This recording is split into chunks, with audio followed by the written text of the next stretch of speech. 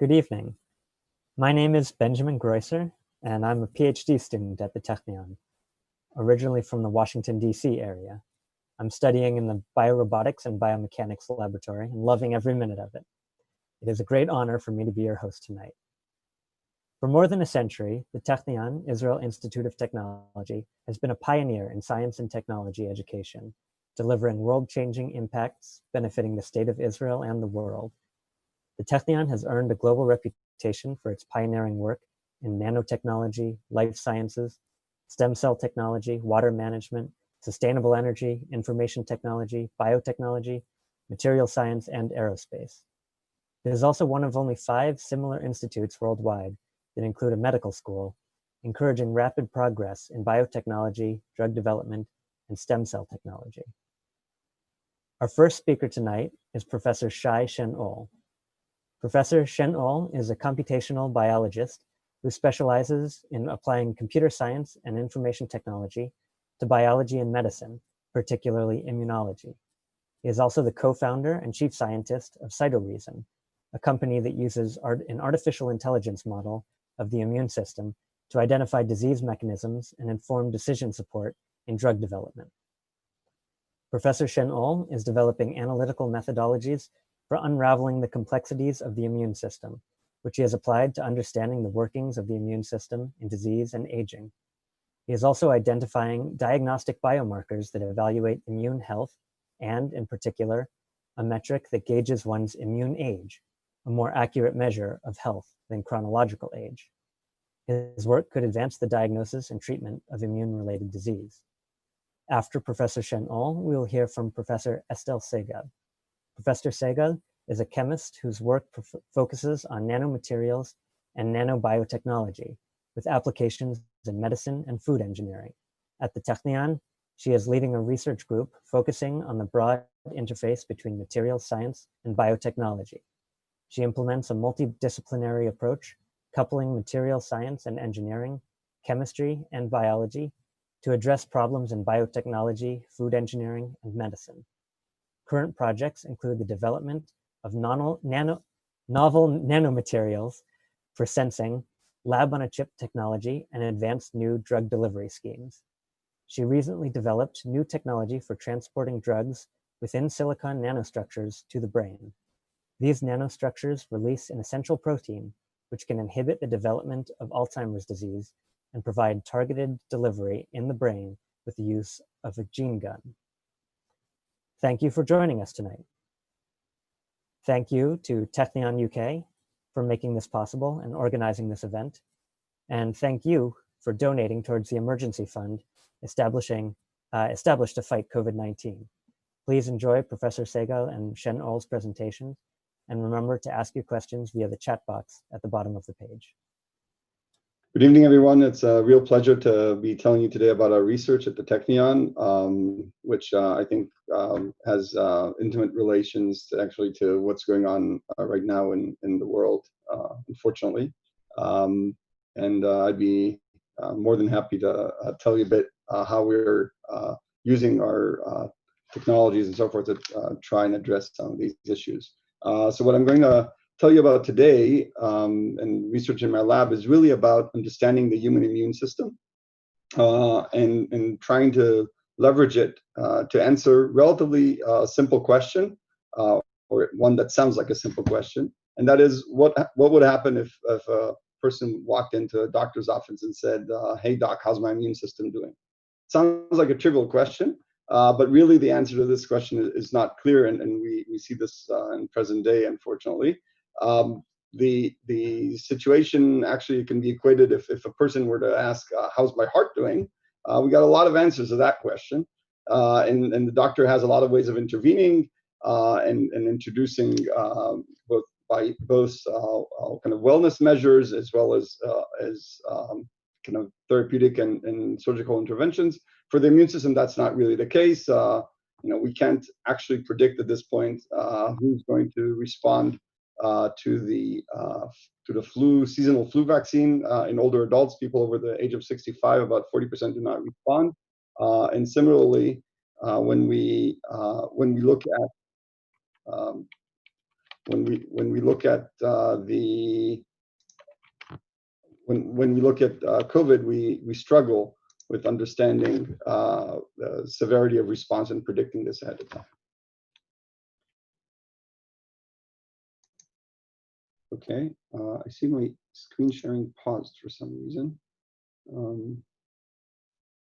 This is weird.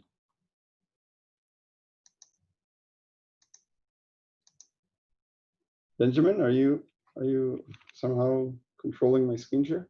Not that I'm aware of. No. Okay, because it's a slide saying immune variation in humans is high. Okay, this is weird. Okay, so here's the big question: why is it so difficult to actually understand the answer to that simple question and give metrics for immune aging? Really the problem is that the immune system is really complex, and if we looked at any feature in the immune system and tried to understand the variability of the immune system, almost anything is actually highly variable in humans and becomes more and more so with age. So this is this graph that you're seeing is actually a very typical scenario for the immune system. Almost anything you measure is going to look like relatively homogeneous in young and yet still variable, and highly variable in older adults. And one of the questions that drives our research is there some pattern to this variation? The reason we'd be interested in this is really as a means to understand how the immune system works on the one hand, and the applications to precision medicine or immune-based precision medicine, as I mentioned previously. Very kind of why we're fascinating because of this with this question is the fact that the immune system is really a sensory system with a huge amount of variation, and this variation is really driven by environmental cues over time. And so when we understand the immune system's variation, well, on the one hand, we serve kind of the ability to leverage the immune understanding in the clinic, which hardly exists today.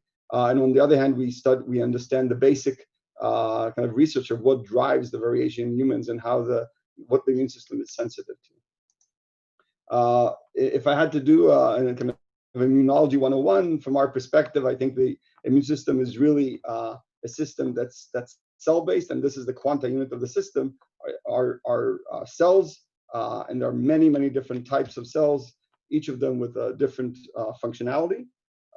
And they're in the end, all these different types of cells interact with one another. Each has a slightly different flavor, slightly different function, and yet together they yield this kind of emergent phenomena that gives us what we call immune response. And really what's changed in the past almost decade is the ability to actually understand or kind of capture the system level view of this immune response. So I don't know if it comes through Zoom, but this is basically Mona Lisa with coffee from coffee cups. And that type of picture is how we were able to actually capture the immune system today, this kind of system level view. And I'll just give you a comparison of where things are and where they've been for years. Is on the top left of this graph. You see a pretty standard assay. It's called the white blood count, or part of the complete blood count. Probably one of the more common assays we have in medicine. People get this assay routinely at their HMO by their clinician to try and understand their immune system. And really, what you see here are 5 different cells, each of which serves a different functionality. And in total, in blood, these make 100% of your cells. And when we take these types of assays in the clinic, we look to see, we have these norms, we have some ranges of those cells. But really, the immune system is way more complex than this, as I just hinted in the previous slides. Just looking at a cell like a lymphocyte, there's actually hundreds of different types of lymphocytes. And if I looked at lymphocytes across individuals, and you can see here on the top right in a graph, there's a lot of variation. Every individual here is 1 point. There's a lot of variation between individuals and their percent lymphocytes. And if I drilled in at a high resolution to the different types of lymphocytes, I'd see that high level variation everywhere. And the complete blood count, this 5 different types of cells, has been around since 1957. This is when we started assaying this test in humans. and in fact to try and tell us what's going on with the immune system. And really, aside from automating it, it hasn't really changed since 1957. But the technology today, as I said, allows us to bring this system level view. So we are able to look at what you see here on the right-hand side is what I would call a modern blood count. Every circle in this graph is one cell type that we understand about the immune system. And the color here tells us what is this cell doing, and the size tells us how much a person has of this cell. And we can suddenly, from a single blood drop, measure all of their different immune cells and get a system level understanding of what is happening in this individual from an immune system perspective. And that gives opportunity to start answering this question I mentioned that the patient would ask the doctor about their immune system health. So this is kind of where we got going. These technologies have been around since starting to develop, I guess, since 2007 and so forth. And there's more and more ability to measure data in humans. And my lab really leverages this type of data to actually get a sense of what's happening in terms of your immune system status over different diseases and conditions, as well as aging. How we work is in one of two ways. The first is that we collect samples here at the Technion. I sit at the medical school right next to the hospitals, and we collect samples from individuals where we profile them for their cells, what their genes are doing, what their proteins are doing, and so forth. We connect this with their electronic medical records in the hospital, and we start to understand what does the immune system look like and how this kind of relates to clinical outcomes. The other side is actually leveraging the wealth of data that's been around and that's being deposited on the internet. So I'm just showing here on the right a graph just showing the number of measurements of samples describing all the genes in your genome and how they look like. That's been growing over time, and now there's well over 3 million such samples sitting on the internet that any high school kid can download and start doing basic research on understanding human immune health. And so we leverage in my lab both of these types of data. Our students normally come from either a biology background and they pick up computer science, or they come from a computer science background and they study biology. But really, multidisciplinarity here is the key, and the Technion, of course, this is one of our strengths to really bring those two pieces together. And we leverage the ability to start measuring the immune system in a system-wide way towards really furthering the ability to bring immunology into the clinic. The immune system has been so complicated that despite our growing understanding and basic research of what the immune system does, relatively little of this has made it into the clinic, despite the fact that our most successful drugs these days are immunotherapies, and vaccines have been around for a while and so forth. Because, as I mentioned, we still don't know an answer to this question of how's my immune system doing. And so we tried to tackle this question really with the ability to build a metric. Now, to build a metric for the immune system is not really trivial. If I had to describe a metric for something, if you think about something like height, that's really trivial to actually take all the people, say, in this Zoom and organize you by your height, and we decide here's the tall guy, here's the short guy, and so forth. But if I had to take everybody here and organize us by our immune system health, who has a good immune system, one that can actually fight infection and diseases and so forth, versus ones that do not. Those obviously is much more difficult to do because there's a lot of things that we don't understand yet about the complexity of the immune system, and we're measuring all these stuff together. And so to really tackle this idea, we've been assaying individuals longitudinally since 2007, where we've been collecting samples every year. They come in and we've been collecting samples for their kind of profiling their immune system. We give them the flu shot and so forth. This is a collaboration we have with Stanford University. And last year we published the most comprehensive analysis of individuals tracked longitudinally for 9 years. And this is research that we are continuing, but the first 9 years of data already showed us in really exciting direction that I think can forward this ability to understand, kind of build a metric for immune for immune health, basically by looking at individuals over 9 years and assaying, kind of measuring many different things about their cells, their genes, their proteins in the blood, and so forth.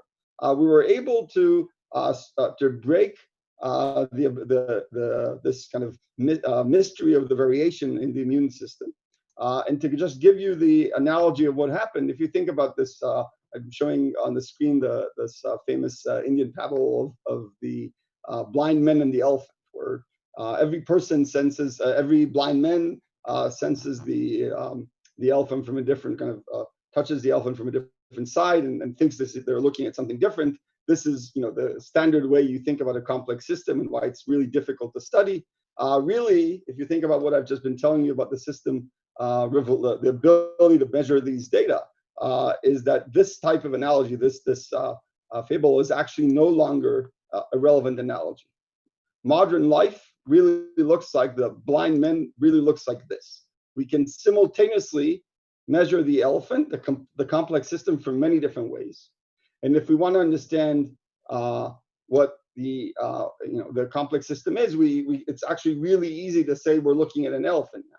And the question so think about the immune system. I can measure the immune system from many different ways, and I can really precisely say what it is that I'm looking at. Okay. The real question is, how do I understand the variation? How do I understand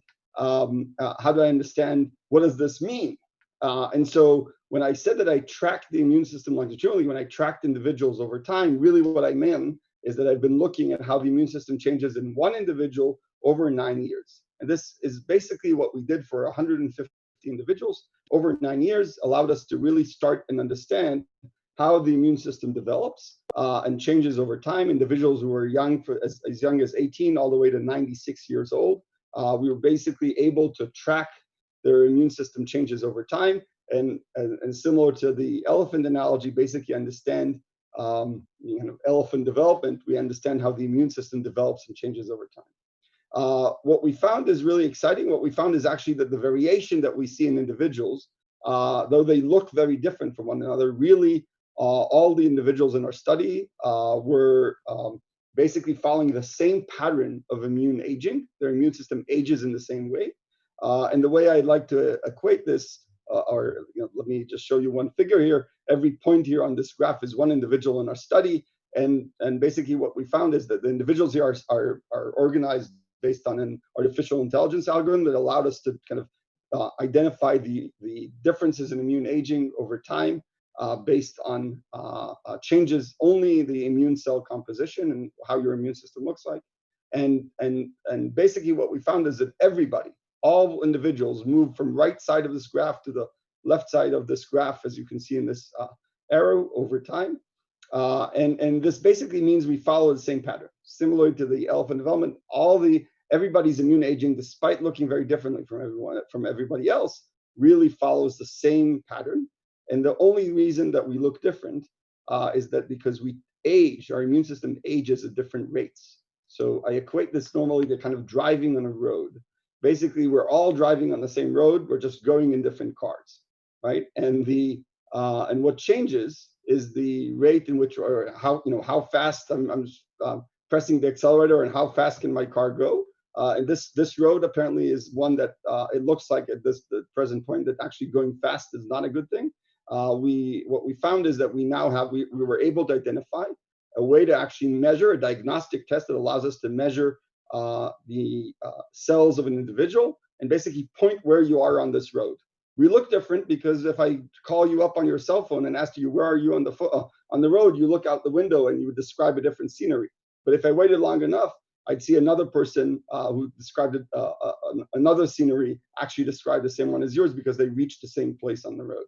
And where you are on the road actually has clinical implications for drug responses, for mortality, and for disease severity, and so forth. And this is research we're investigating right now in the lab.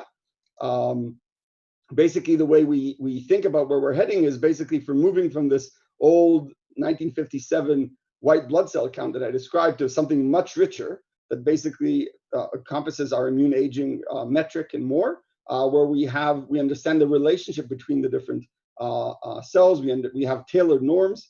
And we're assaying specific cells that are particular for particular indications that we combat in the clinic, such as COVID. With this and the time remaining, I'll just kind of mention a few other things we've been doing. So as I said, our ability to assay our immune system allows us to start doing things like predicting drug responses, immunotherapies, and how people will respond before they get treated. This is a work we've been doing predominantly in inflammatory bowel diseases and also some in cancer, where we've been looking at individuals where we take, we started with publicly available data we download off the internet. We developed algorithms that allow us to assess one's immune system state in biopsies of inflammatory bowel disease patients before they get treated. Standard care today is to give them the treatment and wait 16 weeks, 3 months, to basically know whether they respond or not. And we can predict this before they actually get the drug based on their immune system state.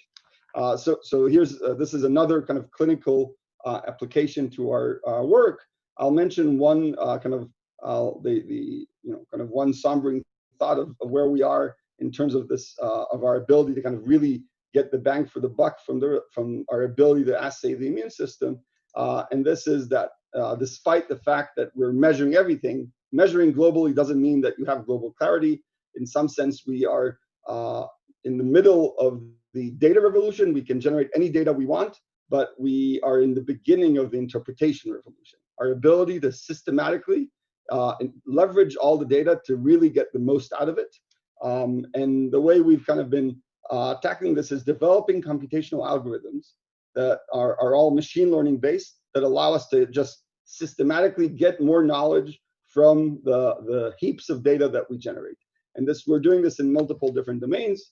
The data insight gap, or this ability to move from the data to the interpretation, comes from difficulties with technologies, comes with the fact that we now publish new papers in a huge, kind of very rapid rate, comes from the complexity of individuals, and comes from the fact that we routinely are very used to doing one research standalone and trying to understand what is happening from that particular research, where we have heaps of data from prior research that we can use. And I'll just kind of end with showing you two such projects. We've built a system that allows a computer to read the literature, everything that's immune related. Every 30 minutes, a new paper comes out about the immune system these days. And so we can automatically, we routinely on a daily basis, our system reads the papers, identifies cells, how they interact, immune cells, how they interact with one another, what they're doing, and how they relate to diseases. And this has allowed us to basically predict new things about the immune system that no one had ever kind of knew, just based on all the accumulation of all the knowledge together. Another direction to our research is being able to transition faster from study that happens in animal models to humans, rather than work. So there's a lot of research going on in the biomedical field where people try and study mice to help cure humans. And what we developed is a machine learning algorithm that basically says, well, I have a mouse I want to study. I'm studying it really because I want to understand a human disease. I can't study it in the humans for a variety of reasons, obviously ethical ones, and so forth. So what I would do is, rather than leverage just studying my mouse, I would study my mouse with all the prior data that's ever been collected about human disease and the mouse models of those diseases. We feed all this data into the computer, and we use it to inform our new mouse experiment what's going to be relevant for human versus not. We can improve our success rate in understanding the transition between mice to men by over 50%. With this, I'll end, and I'll say thank you. And here's a picture of my lab and the funding agencies. And I'm happy to introduce Professor Esti Segal, who will give the second talk of this, and we'll follow up with questions. So what we do in my lab, we basically measure. And we try to develop new measurement techniques that are valid mainly for medical diagnostics, clinical diagnostics. So in the next few slides and in the next few minutes, I would like to describe the methodology that we work on, what is the concept of the research in my lab, and how we vision that the progress we made in the Technion can influence the way we detect diseases and obviously treat them better. I think that the COVID-19 outbreak demonstrates the fact that clinical laboratories cannot solely handle large volumes of samples. This is the case in Israel. I'm not sure what is the case in the UK, but the clinical laboratories are currently completely overwhelmed. You need to wait for several days to get a test. And the vision is to take the test away from the clinic so we can run the test preferably at home.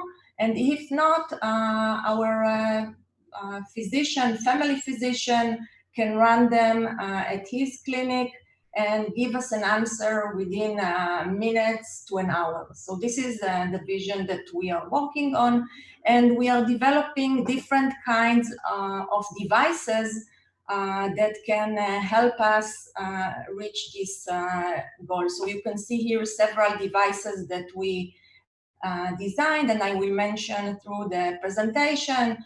As Shai just discussed, what's going on in the gut. This is a sensor that we designed in order to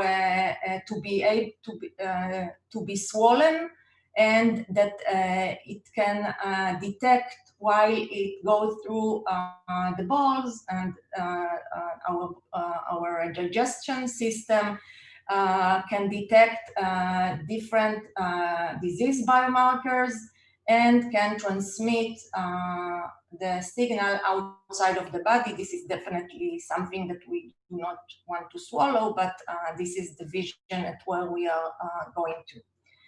So in general, what we do, we design very simple devices.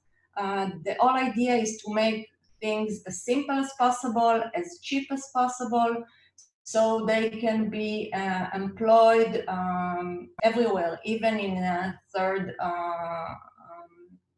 world countries. So we can take a sample, it can be a urine, a blood, a saliva, whatever we would like, and we just load it into the device that we designed. This is just schematics. And in the device, we have a very sophisticated system that is called a biosensor.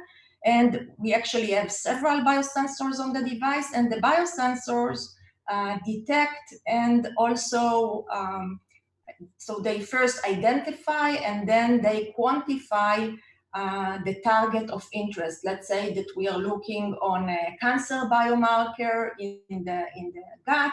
So we can specifically collect these biomarkers in our digestion fluids, which are very rich in different proteins, and detect them. The next step would be to, once we do the analysis, to employ technologies that we are already familiar with, such as cellular phones, and then cloud computation and databases, as Shai described. So we can just take a picture of the device at home. The picture will go to, the photo will be sent to a cloud, analyzed, and after a short while, we would get an answer. This is just a very simple schematic, whether we are sick or healthy. The advantages that we are mainly will get through such a scheme is, first of all, time. Time is very crucial in many diseases. And the second one is the ability to do the test at home. And if not at home, then the test can be performed on the bedside of the patient, either it's in the hospital or in the community. So we just want to omit the centralized clinical laboratories from the scheme. So I'm going to give you one example when time is crucial for diagnostics. So clearly for cancer diagnostics, minutes or hours would not change the prognosis of the patient. But there are cases where time is crucial. And for example, one such example is treating sepsis. Sepsis is a bacterial infection in the blood. And unfortunately, I don't have the statistics in the UK, but this is the statistics from the United States, where at least 250,000 Americans die each year from sepsis. And what happens in sepsis is that the treatment could be very simple. The treatment is antibiotics, but the doctor has a very short window of couple of hours to prescribe the patient with the correct antibiotics. If he gives the patient the wrong one, you can see that the patient's survival rate decreases dramatically, and after 6 hours, it drops to only 30%. So having said that, it means that if the doctor makes a mistake, it doesn't have the time to fix it.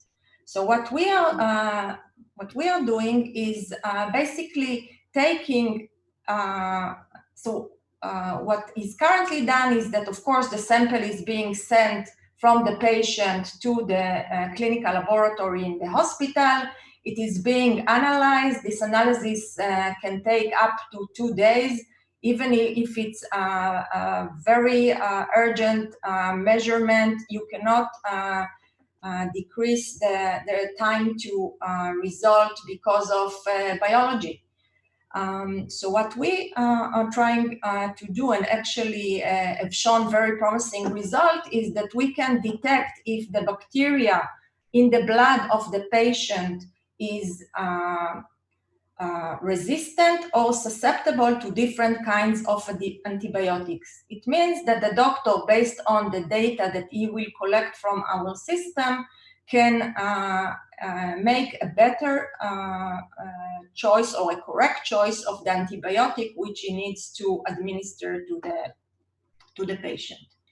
So we actually have very nice progress in recent months, and we have shown that we can go down to 1 hour in terms of diagnostics.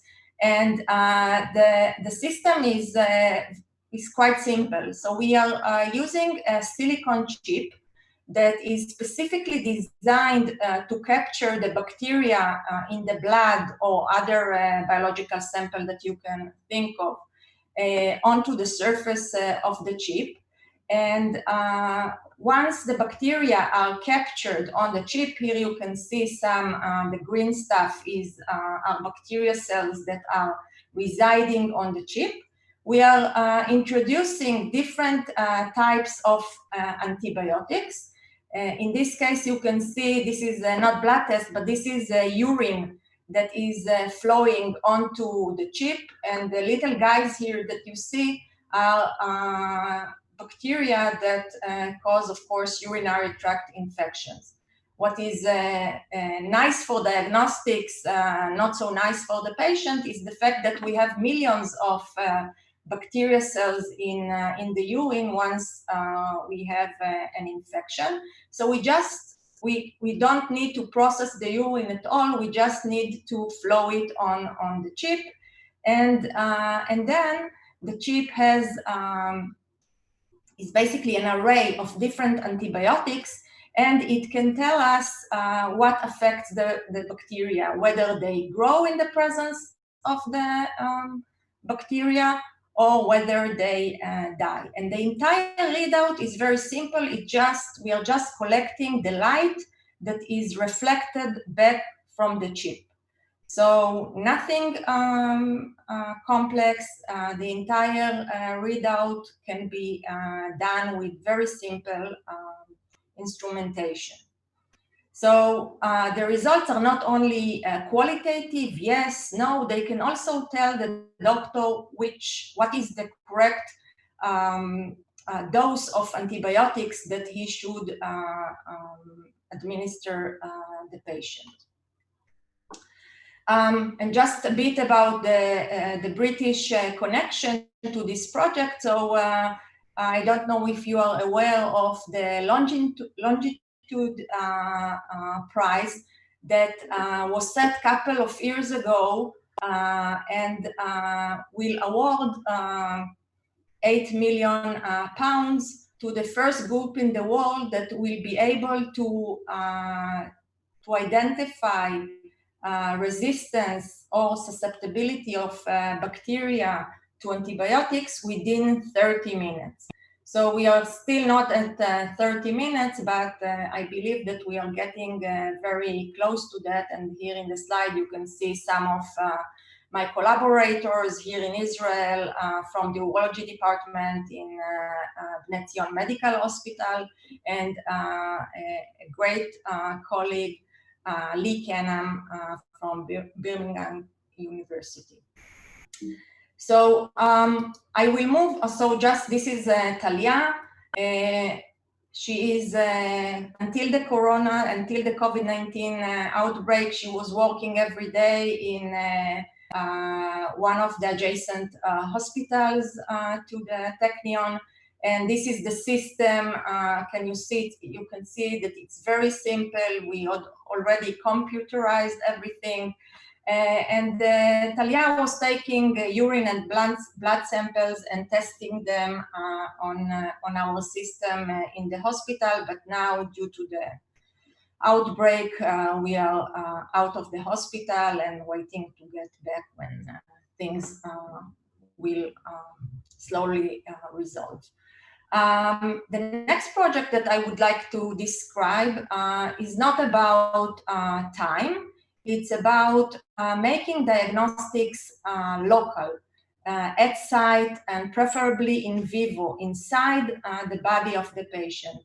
So recently we have demonstrated that we can make silicon chips, the same one that you have on your cellular phones or your laptop computers, and by special technologies, we can make these silicon chips biocompatible. What it means is that the body will not reject these objects.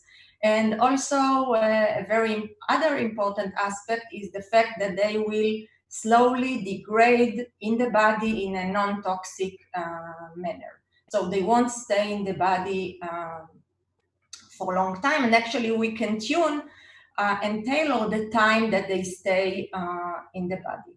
So in this example, what we develop is a chip that can treat and in the future monitor Alzheimer's disease.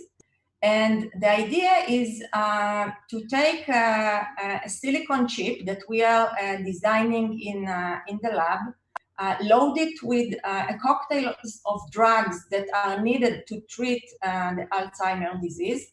As you saw, the drug is implanted not inside the brain, but on top of the brain. So we are not, it is very invasive, but not, we do not penetrate the brain itself.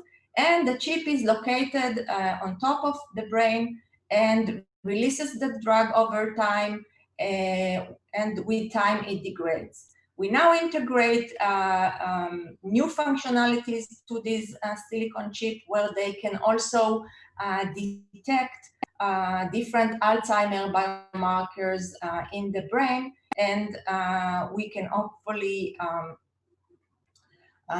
transmit the data out of the brain and inform the doctor as for the status of the patient. So the technology can be as an implantable chip, or we can also bombard very small silicon pieces silicon chip pieces into the brain through the nose. So these are two technologies to administer, first of all, therapeutics to the brain, and second of all, diagnostic elements.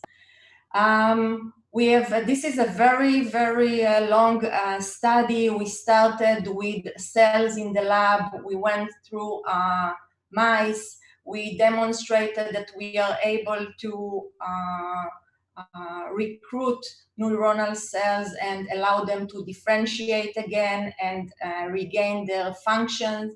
And then we moved to live animals where we took the silicon chip and implanted the silicon on top of the mouse brain and demonstrated that the mouse is healthy.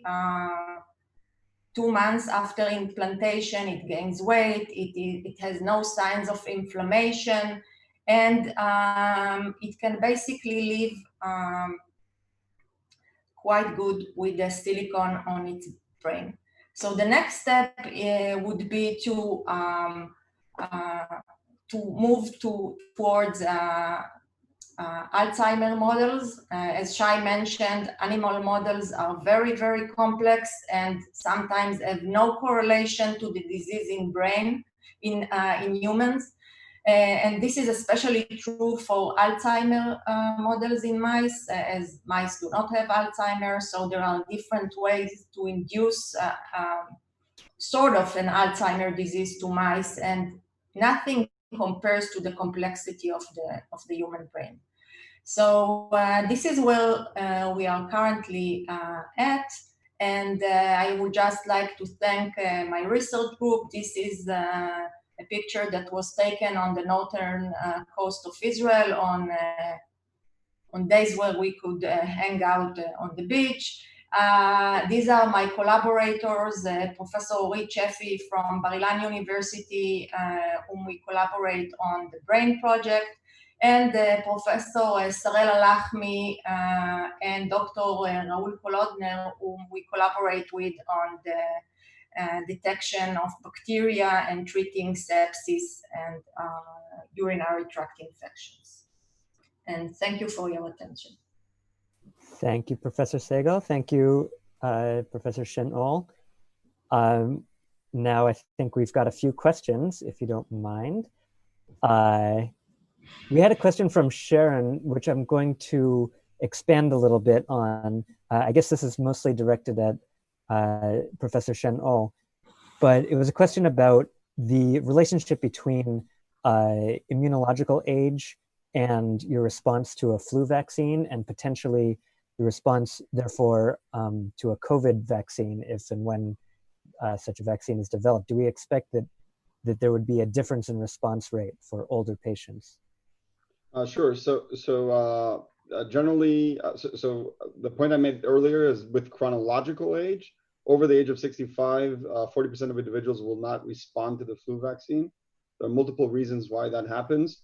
And this is quite common, and we've been struggling to change this. And this potentially could be the case for COVID. Viruses like COVID and like influenza, which kind of change relatively rapidly and have good evading mechanisms, are not trivial to target with vaccines. And you know, I guess we will wait. We'll have to wait and see. But it would generally. It's quite likely that with age, people will respond more poorly. It also is the case that that kind of cautions that a lot of drugs that are being developed on individuals who are are being tested initially, individuals who are younger. In many ways, what I showed people today is that the immune system of older adults is highly, highly different than that of young individuals. And so one can expect that things that work in young don't necessarily work in the old. We see this in COVID, and I would expect this would be the case in for the vaccine as well. And we would need to tailor vaccines to older adults specifically. And what we've been showing is that with understanding one's immune age, you can actually do better tailoring with this, because this is really what we think determines whether you'll respond or not to to immunotherapies, a variety of different, rather than your chronological age. Thank you. And sort of continuing with the topical theme of COVID, there was some question for Professor Segal, if this technology can be useful in also measuring, we saw that you can measure bacterial infections. Is it also possible to measure a response to viral infections or measure a virus directly? Absolutely. So the technology that I described is very generic. Basically, by tailoring the chip structure, the chip chemistry, we can target almost any. I wouldn't be so ambitious. Viruses, cells, proteins, different kinds of molecules. So this is it can be adapted to many other molecules of interest or organisms of interest that we would like to identify and to measure in our body. So that sort of raises the question. We've seen over the last few months that it can take actually a long time for these technologies to be developed to the point that they're actually useful clinically. What do you think is the most difficult step in the chain, or where does it, what's the greatest challenge in going from the lab to actually bringing something to be useful in the hospital? So there are a couple of challenges, and I think that at the end of the day, one of the most is the largest challenge is regulation and getting approvals from the FDA and similar authorities in Europe to adapt such technologies. So we see now in terms of the COVID-19 different methods that are being developed, even the vaccine that is being developed in Oxford University. At the end of the day, it needs to be properly studied. There are very strict rules for approving both therapy and also a diagnostic system. So this is something that takes a long time, and with that, a lot of money. So a question for Professor Shen-Ol, a question about immunological age. And so this is something that I was wondering when you were talking. It seemed like the implication was that variation, a greater variance in some of these assays, you seem to be implying that that's associated with growing older. And I was wondering if that's always associated with a poorer immune system or a less functional immune system. And sort of to go with this, coming from this, I'm more of a data scientist. I was wondering how you even measure how good somebody's immune system is. It seems like a bit of a chicken and egg problem, that it's not even that easy to measure how healthy somebody is in an instant, let alone, their immune system for years to come. Right. So it's a wonderful question. It's a complex answer. So first of all, it doesn't necessarily just go with age. We think that in many ways, your immune age is a metric for, I guess, kind of immune burden or chronic burden that you've been accumulating. And we have early data that would suggest that children in developing countries actually have a relatively high immune age. This brings benefit. It could potentially bring both benefit or not, and I think it would depend on the situation. So if you think about an area where there's a kind of a large chronic pathogenic burden, you may want to almost kind of attenuate your immune system so that you're not continuously. Obviously, when the immune system acts, there's also some damage that comes to the host himself, to your body while you're defending. And so you may want to attenuate this to some extent, and evolution could have actually kind of almost kind of the immune system evolved to downplay itself when it sees more and more burden, and this could be detrimental if you have something that you need to respond to acutely, and so we think that there's some balance there. many ways, the way I think about this is in kind of align what Professor Segal said is, if you think about the brain, it's very clear to us that the brain actually, you know, we need to teach it. We teach children, we train them, and without this, there's a lack of functionality. With the immune system, we think it's the same, and it could be the case that that training is actually, some of it is basically learning the environment, and it comes with costs. So, for example, and we just early days for this, we know that the higher your immune age, the higher your chances, kind of basically to kind of an increased chance of death, increased chance of infections, and so forth. We basically know that this provides additional clinical value beyond what a physician would know today by standard tests. But early days, it could be the case that for autoimmunity, this actually may be a good kind of thing. So when diseases in where the immune system is actually overly active, having an older immune age would may be beneficial. We're looking, for instance, now at cases where bone marrow transplant, where perhaps we hypothesize that the donor's immune age may actually play a role in graft versus host disease. So, you know, we've just recently, last year, we published this. We're trying to push this, as Professor Segal said, into kind of past regulatory hurdles to bring this to the clinic. COVID, in many ways, is bringing down some of that regulation, allowing us to accelerate. But where it would play a role throughout medicine is early days to understand. I'm going to close this with one last question for the both of you, which is, where do you see synergies between your two research fields? It seems like there's a natural symbiosis here, where you have an excellent fast measurement tool and a system for integrating all of this data, all of this information. So if either one of you wants to speculate a little bit on that. So let me just comment that we have a little Technion hurdle that Shai is located on the beach, close to the medical center, and the main campus of the Technion, and I invite you to visit us, is about 20 minutes away on the mountain. So I know Shai's work very well, and I think that this is a wonderful opportunity for us to collaborate, and I hope that we will do it in the next few years. Yeah, I totally agree.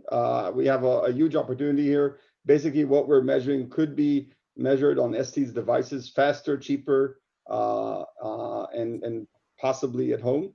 And we think really, to some extent, the only thing that's missing is to sit together and do this on one hand, and on the other hand, to bring past the regulatory hurdles to bring these things to the clinic, which just takes a lot of time.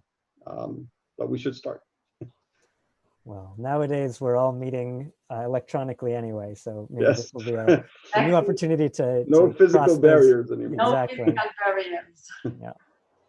All right. Well, thank you so much for speaking to us tonight, and thank you to the audience for joining us. Good night. That's us signing off. Good night.